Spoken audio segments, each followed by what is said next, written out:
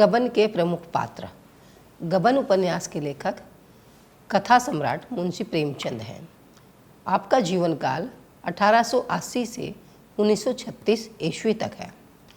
आपकी प्रमुख रचनाएं उपन्यास के रूप में सेवा सदन 1918 में प्रकाशित हुई, प्रेम आश्रम 1922 में, रंगभूमि 1925 में, निर्मला 1925 में, कायाकल्प 1927, गबन 1928, कर्मभूमि 1932, गोदान 1936 और मंगलसूत्र अपूर्ण रह गई।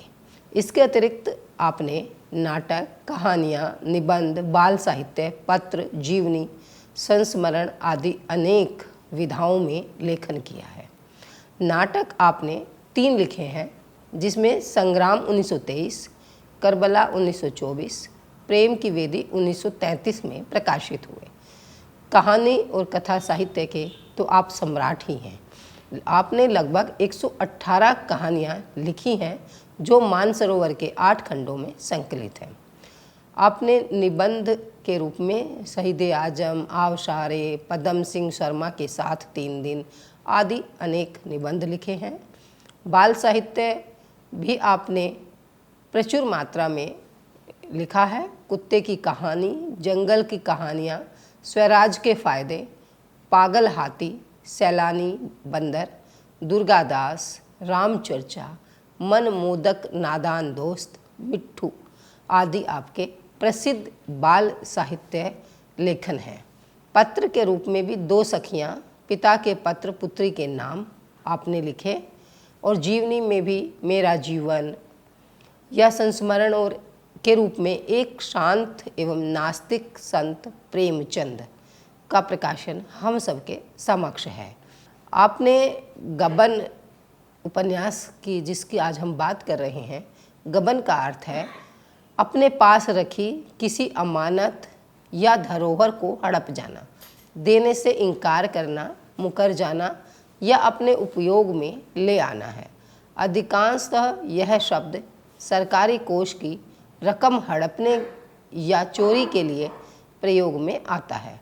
इस उपन्यास में भी गबन शब्द का प्रयोग इसी अर्थ में किया गया है। गबन उपन्यास के प्रमुख पात्र हैं। कुछ पुरुष पात्र हैं: रामनाथ, दयानाथ, देवी दीन, दीनदयाल, रमेश बाबू। ऐसे ही कुछ गबन के प्रमुख स्त्री पात्र हैं: जालपा, रतन, जोहरा। अन्य पात्रों में बिसातीवाला, मानकी, सर्राफ, राधा, शहजादी, बसंती, महाजन, सत्यदेव, गोपी, विशंभर, चरणदास, धनीराम, इंदुभूषण, माणिकदास, जग्गो, सेठ करोड़ीमल आदि प्रमुख रूप से गिने जा सकते हैं। गबन उपन्यास की पात्र योजना पर यदि हम बात करें तो गबन उपन्यास समस्या प्रधान एवं चरित्र प्रधान उपन्यास है। बचपन में पिता द्वारा माँ के लिए चंद्रहार लाने तथा माँ द्वारा ये कहने कि तेरा हार तेरे ससुराल से आएगा सुनकर खुश होकर मन में इन्हीं भावों का बीजारोपण ही प्रकारांतर में समस्या का बीजारोपण हो जाता है। उपन्यास का मुख्य धरातल मनोविज्ञान है। इस उपन्यास में पात्र योजना इस प्रकार की गई है कि सभी पात्र अलग अलग व्यक्तित्व का प्रतिनिधित्व बनकर उभरते हैं। सभी पात्र मध्यम वर्गीय हैं, जो परिस्थितिवश नैतिक पतन और नैतिक विकास दोनों पक्षों का उद्घाटन करते हैं। पात्र संख्या सीमित है, अनावश्यक विस्तार से बचा गया है। जालपा उपन्यास की नायिका है और प्रमुख पात्र है, जिसे बचपन से ही आभूषण प्रियता है। आभूषण बहुत पसंद हैं। बचपन में अवचेतन में बैठी आभूषण प्रियता यौवन के में शादी के पश्चात अत्यधिक मुखर होकर उसके चरित्र पर प्रभावी हो गई है। जालपा ने अपनी लंबी लंबी पलकें उठाकर उसकी ओर ऐसे देखा, दीन नेत्रों से, मानो जीवन में अब उसके लिए कोई आशा न हो। हाँ बहन, सब साध पूरी हो गई। इन शब्दों में कितनी मर्मांतक वेदना भरी हुई थी। और तो सब कुछ है, केवल चंद्रहार नहीं है। हाँ, देह में एक आँख के न होने से क्या होता है, और सब या अंग होते ही हैं। आँखें हुई तो क्या, न हुई तो क्या। ये संवाद दुखी मन से जालपा तब अपनी सखियों से कहती है जबकि शादी में उसे चंद्रहार नहीं मिलता, क्योंकि बचपन से जालपा के मन में यही माँ के शब्द गूंज रहे हैं कि उसकी शादी में उसे चंद्रहार मिलेगा। बचपन से इन्हीं भावों को लेकर बड़ी हुई जालपा जब शादी में चंद्रहार नहीं मिलता तो मर्मांतक पीड़ा से जूझती है। घर की आर्थिक स्थिति से भी जालपा अनजान रहती है। जालपा की इसी इच्छा पूर्ति हेतु रमानाथ एक के बाद एक कर्ज लेता चला गया, लेकिन जालपा इससे अनजान बनी रहती है। जालपा सहृदय पतिव्रता स्त्री है। जैसे ही उसे पति द्वारा सरकारी पैसे से गबन की सूचना मिलती है, वह तत्परता दिखाते हुए अविलंब जो आभूषण उसे अत्यंत प्रिय थे, जैसे चंद्रहार, उसे बेचकर रमानाथ द्वारा गबन किए गए रुपए जमा करती है। जालपा तभी तक आभूषण प्रियता को पसंद करती है, आभूषणों को बहुत प्रिय मानती है, जब तक कि उसे अपनी आर्थिक स्थिति का पता नहीं होता। जब उसे पता चलता है कि आर्थिक स्थिति उतनी समृद्ध नहीं है और उसके पति रमानाथ कर्ज लेकर या सरकारी पैसे का गबन करके उसकी इच्छा पूर्ति कर रहा था, एकदम जालपा संवेदनशील हो जाती है और एकदम समझदार हो जाती है। वह सहृदय पतिव्रता के अपने फर्ज से पीछे नहीं हटती। बौद्धिक रूप से जालपा बेहद सशक्त पात्र है। रमानाथ को ढूंढने के लिए पहले अखबार में सूचना निकलवाती है और बाद में शतरंज की पहेली और हल करने वाले के लिए इनाम प्रकाशित कराती है। बौद्धिक रूप से उसकी जो सशक्तता है वहाँ भी देखने में मिलती है जब वह बार बार अपनी समझ का प्रमाण देती है। जालपा स्वाभिमानी है। स्वाभिमानी इतनी है कि अपनी माँ द्वारा भेजे गए चंद्रहार, जो कि उसके जीवन की संचित अभिलाषा थी, को भी स्वीकार नहीं करती और लौटा देती है। जालपा नैतिक रूप से दृढ़ और मजबूत है, अपनों का साथ न छोड़ने वाली है। पति के जाने के पश्चात जब उसके पिता उसे लिवाने आते हैं तो वह उनके साथ इसलिए जाने से इनकार कर देती है कि यहाँ सास ससुर अकेले हैं, इन्हें छोड़कर वह नहीं जाएगी। जालपा देशभक्त है, मुसीबत में भी अपना आत्मविश्वास बनाए रखने वाला स्त्री पात्र है, अपने पति को सन्मार्ग पर लाने का कठिन कार्य तक संपन्न करने वाली है। जब रमानाथ सरकारी गवाह बन जाता है तब वह इस स्थिति को स्वीकार नहीं करती। उनके हाथों इतने घरों की बर्बादी होते नहीं देख सकती। मैं यह कभी पसंद नहीं करती कि वे दूसरों को दगा देकर मुखबिर बन जाएं। ये बर्दाश्त नहीं कर सकती कि वो झूठी गवाही दें। अगर उन्होंने अपना बयान न बदला तो मैं कोर्ट में जाकर कच्चा चिट्ठा खोल दूंगी। इतने आत्मविश्वास से भरपूर और मन की दृढ़ संकल्पित जालपा है। अपने पति को देशद्रोह के रास्ते जाने से रोकती है। कैसी बेशर्मी की बातें करते हो जी, क्या तुम इतने गए बीते हो कि अपनी रोटी के लिए दूसरों का गला काट दोगे? कुलीगिरी भी करनी पड़े तो वह खून से तर रोटियां खाने से बढ़कर है। और इन सब संवादों को कहकर, इस तरह के तर्क वितर्क करके वह अपने पति को देशद्रोह के रास्ते, झूठी गवाही देने, सरकारी गवाह बनने से रोकने के हर संभव प्रयास करती है। प्रायश्चित के रूप में जब उसे पता चलता है कि उसका पति रमानाथ अपना बयान नहीं बदल रहा है, तब वह प्रायश्चित के रूप में जिस स्वतंत्रता सेनानी के विरुद्ध उसके पति ने झूठी गवाही दी थी, उसके घर जाकर उसकी माँ की सेवा करने लगती है। जालपा का चरित्र विपरीत परिस्थितियों में अधिक निखरता है। वह उत्तरोत्तर विकास करता है। रमानाथ विचार करते हुए कहता है, तब जालपा प्यार करने की वस्तु थी, अब उपासना की वस्तु है। मैंने जज के सामने बयान बदल दिया होता, धमकियों में न आता, हिम्मत मजबूत रखता तो उसकी यह दशा क्यों होती? और इन सब बातों से बार बार जालपा के उज्जवल चरित्र और उसके कार्यकलापों को देखकर अंत में रमानाथ अपनी गवाही बदलने को तैयार हो जाता है और यही जालपा की जीत है, जालपा के चरित्र की जीत है। दूसरा मुख्य प्रमुख पात्र है रमानाथ, जो कि कबन उपन्यास का नायक है। प्रदर्शन प्रिय और दिखावे में अपनी शान समझता है, इसीलिए अपने विवाह के समय अपनी आर्थिक स्थिति के अनुरूप न चलकर बिना सोचे समझे चादर से बाहर पैर पसारता है और अपने दोस्तों के साथ मिलकर सब दिखावे के समस्त काम करता है।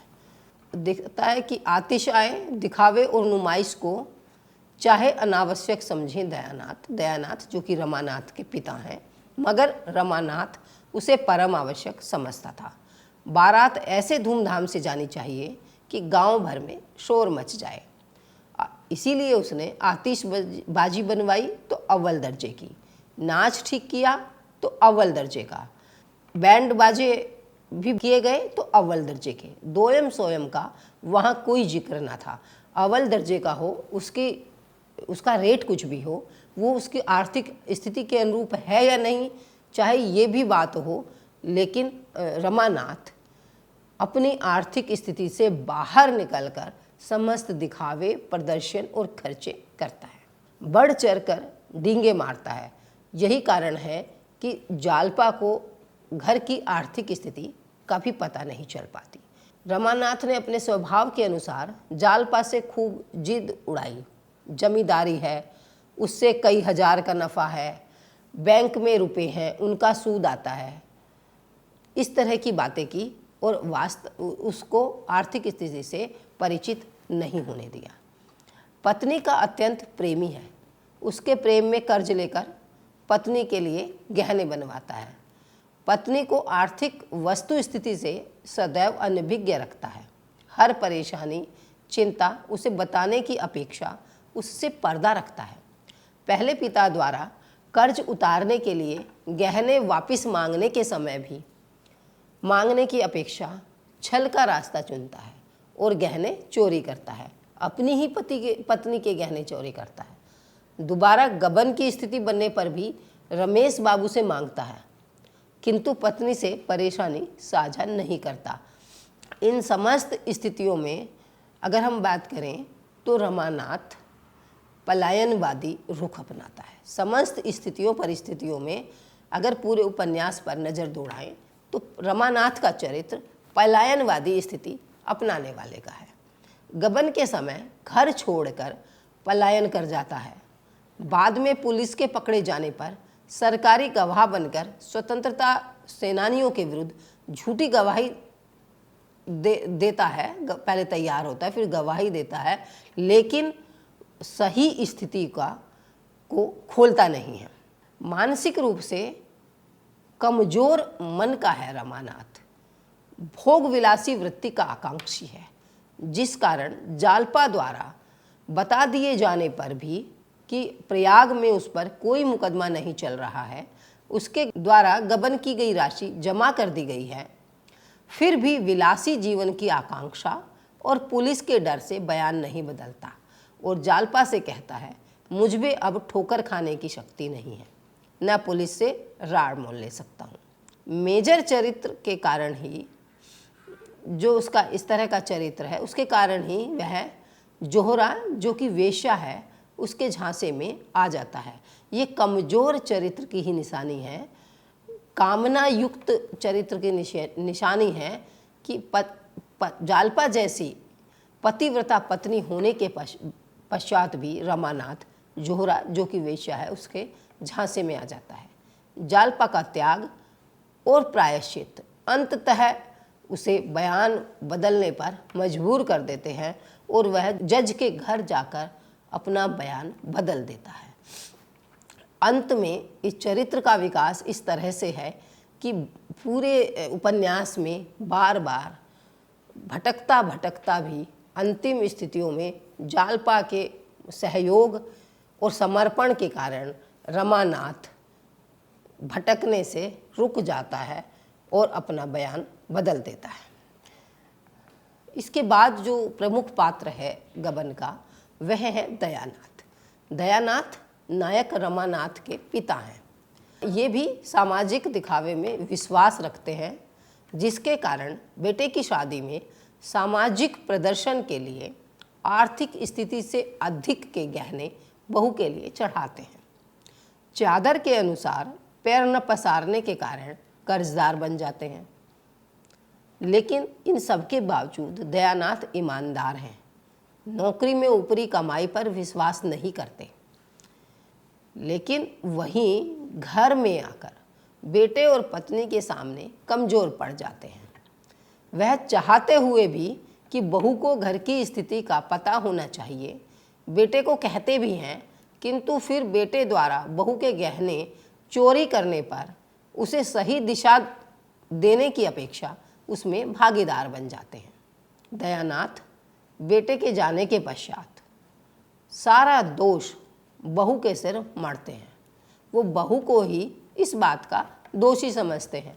रमेश बाबू के ये कहने के पश्चात कि बहू ने कितनी तत्परता दिखाते हुए इतना बड़ा काम किया कि अपने जेवर बेचकर, अपने गहने बेचकर म्यूनिसिपैलिटी में वो पैसा जमा करा दिया।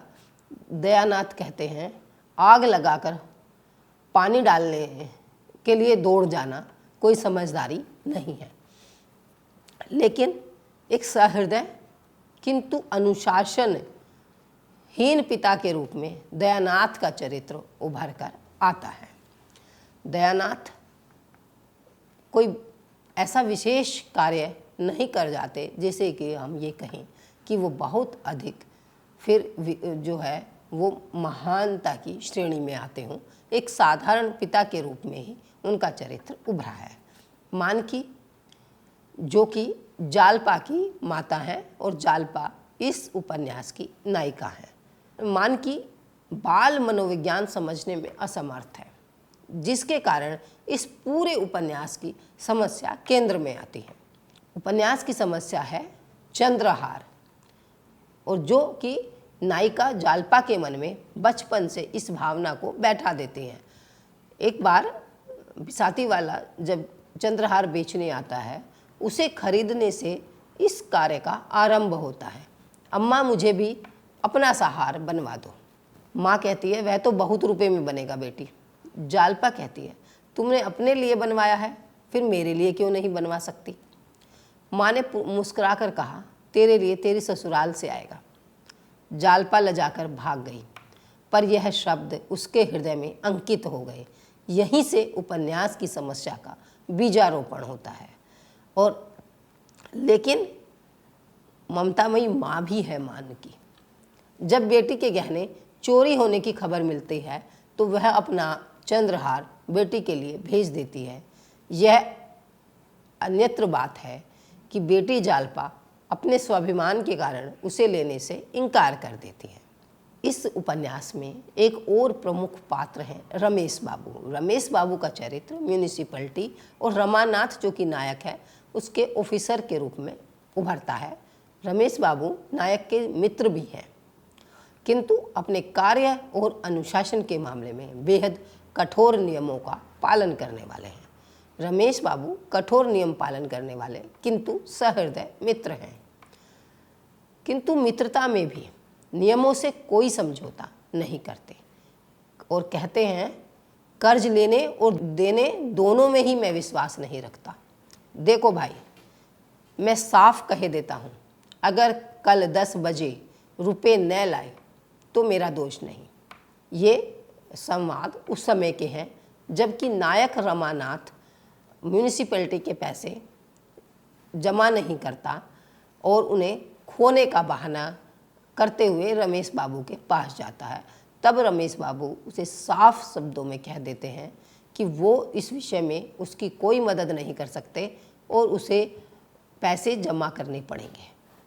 तो कहते कि अगर कल 10 बजे तक रुपए न लाए तो मेरा दोष नहीं।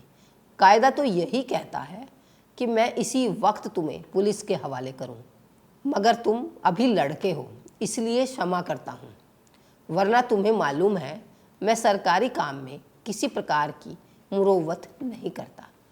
अगर तुम्हारी जगह मेरा भाई या बेटा भी होता तो मैं उसके साथ भी यही सलूक करता, बल्कि शायद इससे भी सख्त। न किसी को कर्ज देता हूँ, न किसी से कर्ज लेता हूँ, लेकिन कल रुपए नहीं आए तो मेरी दोस्ती भी तुम्हें पुलिस के पंजे से नहीं बचा पाएगी। लेकिन दोस्ती सरकारी नियम में के बीच में नहीं लाते रमेश बाबू। पर रमेश बाबू अपने दोस्त के घर से भागने के बाद चिंतित हैं और उसकी खबर लेने के लिए बीच बीच में रमानाथ के घर जाते हैं। एक अन्य स्त्री पात्र है रतन, जो कि नायिका जालपा की सहेली है। स्वतंत्र विचारों वाली, लेकिन वह भी आभूषण प्रिय स्त्री है। निसंतान है। पति, जो कि इसी उपन्यास में वकील के नाम से हैं, उनकी पत्नी है और पति की अकस्मात मृत्यु के पश्चात पति के भतीजों पर निर्भर हो जाती है। भविष्य के प्रति सजग न रहने के कारण ही उसकी यह दशा होती है। मित्रता का निर्वाह करने वाली स्त्री है, इसलिए ही जालपा के साथ रमानाथ को खोजने में मदद करती है। वकील एक अन्य पुरुष पात्र हैं, जो कि जालपा की सहेली रतन के पति हैं। आर्थिक दृष्टि से संपन्न व्यक्ति हैं और रमानाथ के से पूछते हैं बातचीत के दौरान कि स्त्रियों की शिक्षा के विषय में आपके बोर्ड ने क्या निर्णय लिया। तो वह स्त्रियों की शिक्षा और स्वतंत्रता दोनों के प्रबल पक्षधर हैं। आपके बोर्ड में लड़कियों की अनिवार्य शिक्षा का प्रस्ताव कब पास होगा। वो चाहते हैं कि हमारे देश में और हर जिले में उस समय भी कि लड़कियों की अनिवार्य शिक्षा होनी चाहिए। इसीलिए वह पूछते हैं, जब तक स्त्रियों की शिक्षा का काफ़ी प्रचार न होगा, हमारा कभी उद्धार न होगा। आपका अंतःकरण मलिन हो चुका है। स्त्री पुरुष को एक जगह देखकर आप संदेह किए बिना नहीं रह सकते। यह समझ लीजिए कि जिस देश में स्त्रियों को जितनी अधिक स्वाधीनता होगी, वह देश उतना ही सभ्य होगा। स्त्रियों को कैद में, पर्दे में या पुरुषों से कोसों दूर रखने का तात्पर्य यही है कि आपके यहाँ जनता इतनी आचार भ्रष्ट है कि स्त्रियों का अपमान करने में भी जरा संकोच नहीं करती। उन देशों के लिए आकर्षण का विषय है जहाँ लोगों की मनोवृत्तियाँ संकुचित रहती हैं। वकील साहब की इन संवादों से ये स्पष्ट होता है कि वो स्त्री शिक्षा के प्रबल पक्षधर हैं, स्त्री को स्वतंत्रता देने के पक्षधर हैं और वह स्त्री और पुरुषों की, लड़कियों और लड़कों की सह शिक्षा को भी बढ़ावा देना चाहते हैं। वे रमानाथ की खोज में गई अपनी पत्नी रतन और जालपा के रहने की व्यवस्था भी करते हैं। भविष्य की योजनाएं नहीं बनाते, उनमें का ये बड़ा अवगुण रहा। यही कारण है कि अकस्मात मृत्यु होने पर वसीयत के अभाव में पूरी संपत्ति भतीजे हड़प लेते हैं और उनकी पत्नी रतन पराश्रित हो जाती है। देवी दीन इस उपन्यास के बहुत प्रमुख पुरुष पात्र हैं। देवी दीन एक वृद्ध हैं, धर्म कर्म में आस्था रखते हैं, इसीलिए प्रयाग स्नान के लिए आते हैं। उनका एक बड़ा गुण है, उनके चरित्र का बड़ा गुण है कि वो अनजान पर भी भरोसा करने वाले हैं और कहते हैं, मेरे 10-5 लेकर भाग तो जाओगे नहीं। मुसीबत में फंसे लोगों की मदद करने वाले हैं। इसीलिए रमानाथ को टिकट के पैसे ही नहीं देते, उसे 2 महीने अपने घर में आश्रय भी प्रदान करते हैं। स्नेहशील हैं, रमानाथ को अपने बेटे सा स्नेह देते हैं और जालपा जब कलकत्ता आने पर उनसे मिलती है रमानाथ को ढूंढते हुए, तब उसे भी बहू का सा सम्मान देते हैं। जवानी में वह भी पत्नी प्रेम में झुमकी बनवाने के लिए किसी और के मनी आर्डर पर जाली दस्तखत कर और पकड़े जाने पर 3 साल की सज़ा काट चुके हैं। इसी कारण वह रमानाथ से कई जगह जो है वो अपने आप को उसके दुख दर्द का सहभागी सा समझते हैं। बहुत बड़े देशभक्त हैं। अपने दोनों बेटों का देश की स्वतंत्रता संग्राम में बलिदान दे देने पर गौरव भाव से युक्त हैं। जिस देश में रहते हैं, वो कहते हैं कि जिस देश में हम रहते हैं, जिनका अन्न जल हम खाते हैं, उसके लिए इतना भी न करें तो जीने का धिक्कार है। 2 जवान बेटे इसी स्वदेशी की भेंट कर चुके हैं। स्वदेशी आंदोलन में वो दोनों बेटों को अपने खो चुके हैं, लेकिन बेहद प्रेरणामयी व्यक्तित्व और चरित्र के धनी हैं। इस उपन्यास की एक प्रमुख पात्र है जोहरा, जो कि वेश्या है। पुलिस के कहने पर रमानाथ को अपने प्रेम जाल में फंसाती है। बाद में स्वयं उससे प्रेम करने लगती है। जालपा से प्रभावित होकर रमानाथ से जालपा की मुलाकात कराती है। वेश्यागिरी छोड़कर अंत में सादा जीवन जीने लगती है और रमानाथ एवं जालपा के साथ ही पारिवारिक सदस्य की भांति रहने लगती है। डूबते हुए लोगों को बचाते हुए स्वयं भी डूबकर मृत्यु को प्राप्त होती है। निष्कर्ष रूप में हम कह सकते हैं कि गबन के सभी पात्र जीवन भर संघर्ष करते हैं। चरित्रों का विकास और पतन परिस्थितियों के अनुरूप होता रहता है, किंतु सभी प्रमुख पात्र अपने अंतिम समय में आदर्श जीवन यापन करते हुए ही मुक्ति पाते हैं, जिसमें सबसे अधिक मजबूत और प्रेरणादायी पात्र के रूप में जालपा उभर कर आती है, जो अभी आभूषण प्रिय होने के बाद भी अपने पति से सच्चा प्रेम करती है। उसके द्वारा सरकारी पैसे के गबन की सूचना मिलते ही अपना प्रिय हार औने पौने दाम में बेचकर पैसे जमा कराती है। वह न केवल पति से प्रेम करती है, अपितु उसे सर्वथा विपरीत परिस्थितियों में फंसे होने के बाद और निकलने की इच्छा न रखने पर भी गलत झूठे बयान से बचाकर निकाल लाती है। लगभग सभी पात्रों ने अपने अपने किरदार के साथ न्याय किया है। धन्यवाद।